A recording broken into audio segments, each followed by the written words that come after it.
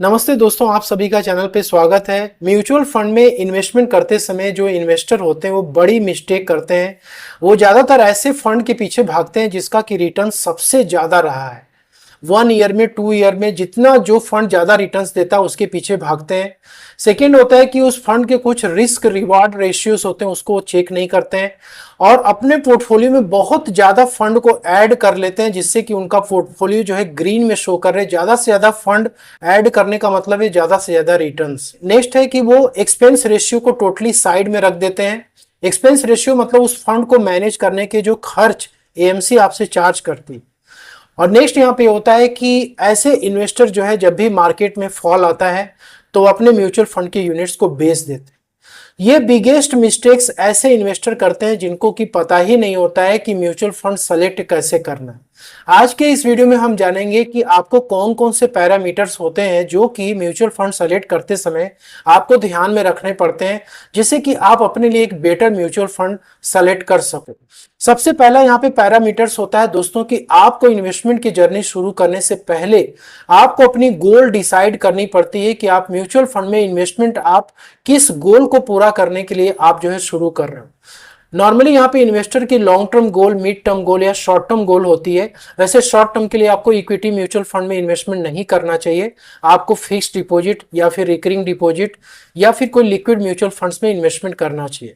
Mid term या फिर long term goals को पूरा करने के लिए आप अपने इन्वेस्टमेंट की जर्नी को जब शुरू कर रहे हो तो आपको ध्यान में रखना है कि वो गोल आपके कौन से। अब जैसे कि यहाँ पे होता है रिटायरमेंट की प्लानिंग हो गई या फिर मैरिज हो गया, एजुकेशन हो गया बच्चों की, या फिर वेल्थ क्रिएशन हो गया। ऐसे बहुत सारे गोल होते हैं जिसके लिए कि आप अपनी इन्वेस्टमेंट की जर्नी को शुरू करते हो। क्योंकि जब आप अपनी गोल को डिसाइड करते हो तो ये डिसाइड करने में आपके लिए आसान हो जाता है कि आपको कितने समय के लिए इन्वेस्टमेंट करना है और कौन से म्यूचुअल फंड में आपको इन्वेस्टमेंट करना है। जब आप लॉन्ग टर्म गोल को डिसाइड करते हो तो फिर आपकी जो टाइम होराइजन होनी चाहिए वो 10 ईयर्स प्लस की होनी चाहिए। मिड टर्म गोल के लिए आप आ रहे हो तो मोर देन 5 ईयर्स का आपका टाइम होराइजन होना चाहिए। और इसके बाद नंबर आता है फंड सिलेक्शन का। तो जब भी आप फंड सेलेक्ट करने जा रहे हो तो आपको कुछ पैरामीटर्स यहाँ पे ध्यान में रखना होता है। तो जब भी लोग इन्वेस्टमेंट शुरू करते हैं तो ज्यादातर लोगों में बातचीत यही होती है कि भाई इस फंड ने कितना रिटर्न्स जनरेट करके दिया हुआ है। और लोग ज्यादातर 6 मंथ्स का, 1 ईयर, 2 ईयर, 3 ईयर का रिटर्न्स देखते हैं और उसके बेसिस पे अपना इन्वेस्टमेंट शुरू कर देते हैं। और ऐसे ही इन्वेस्टर्स बाद में जाकर के पैनिक में आकर के म्यूचुअल फंड के यूनिट्स को रिडीम कर देते हैं, बेच देते हैं और निकल जाते हैं बाहर। आपको जब भी रिटर्न्स चेक करना है फंड का तो आपको 5 ईयर, 10 ईयर्स या फिर सिंस इंसेप्शन का रिटर्न्स चेक करना है। इससे उस फंड की दोस्तों कंसिस्टेंसी पता चलती है कि वो फंड कंसिस्टेंटली कितना रिटर्न्स जनरेट करके दिया हुआ। और सेकेंड होता है फंड मैनेजर। अल्टीमेटली आपको रिटर्न्स वही पर्सन जनरेट करता है जो कि उस फंड को मैनेज कर। फंड मैनेजर ही डिसाइड करता है कि पोर्टफोलियो में कौन सा स्टॉक ऐड करना है, किसको हटाना है, कब इन्वेस्ट करना है, कब नहीं करना है। सारा काम फंड मैनेजर का होता है। तो फंड मैनेजर का एक तो एक्सपीरियंस आपको चेक करना है कि कितने साल से वो फंड को मैनेज कर रहा है और उसमें कंसिस्टेंसी भी देखनी है।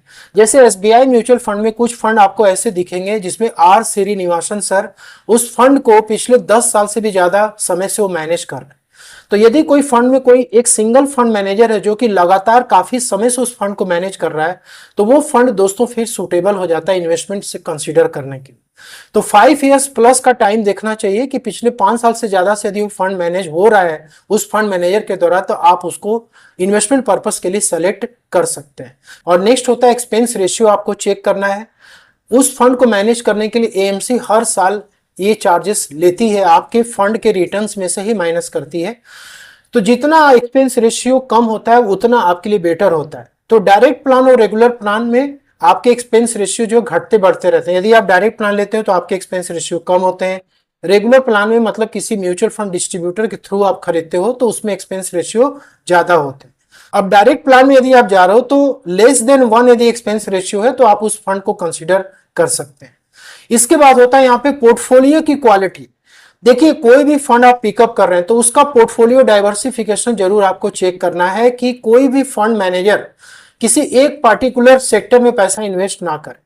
मतलब उसके मल्टीपल सेक्टर्स में पैसे इन्वेस्टेड होने चाहिए। Large cap, mid cap, small cap, government securities, bonds, डेप्ट कैटेगरी के जो भी इंस्ट्रूमेंट्स हैं, मतलब सभी जगह पैसा आपका डाइवर्सिफाइड होना चाहिए।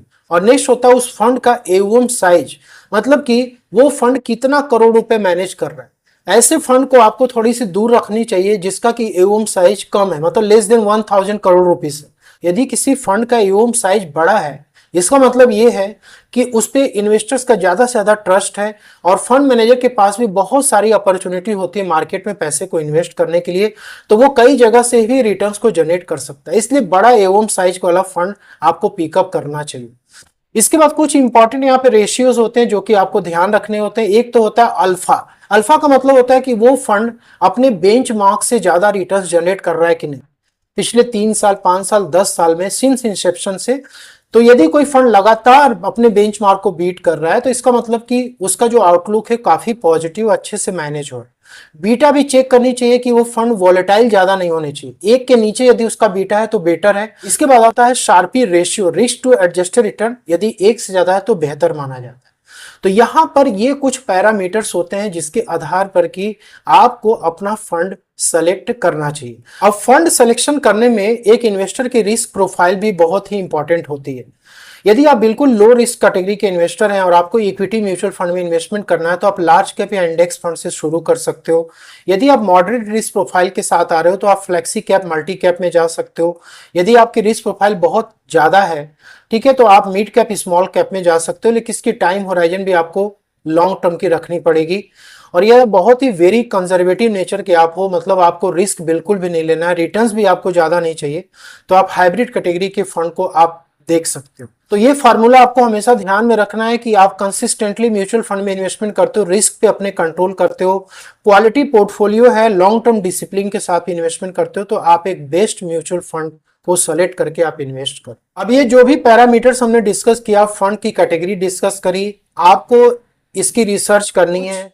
तो कुछ ट्रस्टेड वेबसाइट है जैसे एडवाइजर खोज हो गया, मॉर्निंग स्टार हो गया, वैल्यू रिसर्च हो गया, और दोस्तों थर्ड पार्टी ऐप में जैसे ग्रो म्यूचुअल फंड हो गया, ईटी मनी हो गया, इस सब पे आप रिसर्च अपनी कर सकते हो, अपने लिए बेस्ट म्यूचुअल फंड सेलेक्ट कर सकते हो। वीडियो कैसी लगी आप कमेंट में लिख के जरूर बताइएगा, अच्छी लगी तो लाइक से जरूर। Thank you so much for watching.